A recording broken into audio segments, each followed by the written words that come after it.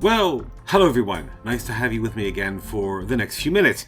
As you may or may not know, I'm doing little videos at the moment on well-known people, personalities, celebrities, and so on, even politicians who were fans of motorcycles.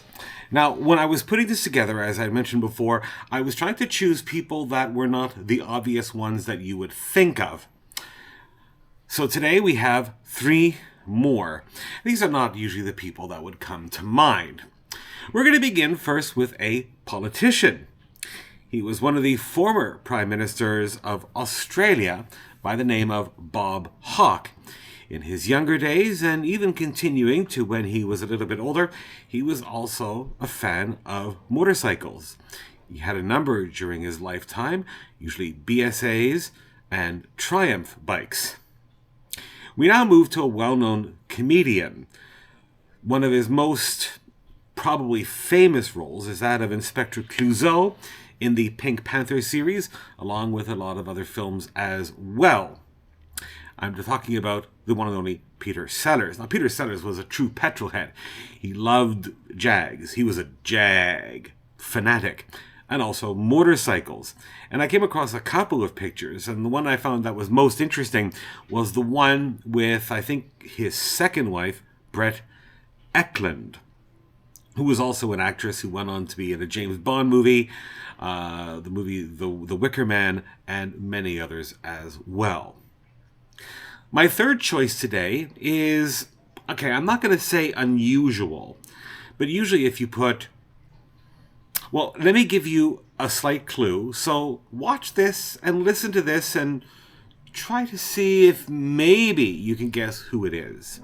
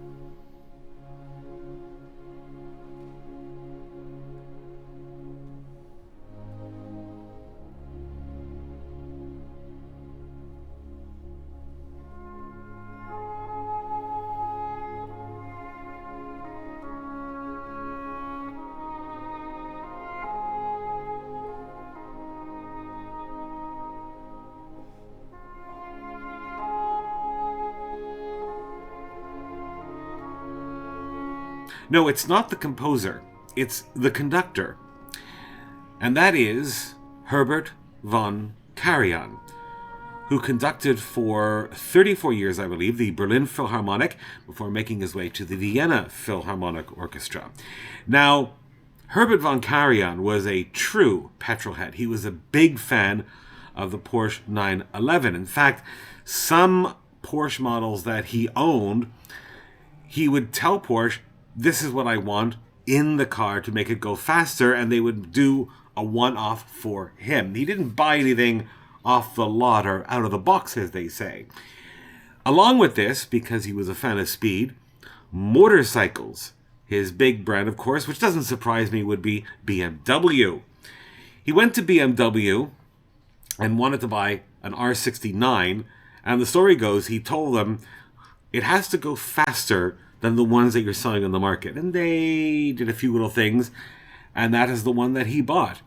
So yeah, Herbert von Karajan. Now, the thing is about Herbert von Karajan is that he was a bit of a Renaissance man because he saw the potential of, for example, digital recording in the 1970s when nobody was doing it, and also compact disc.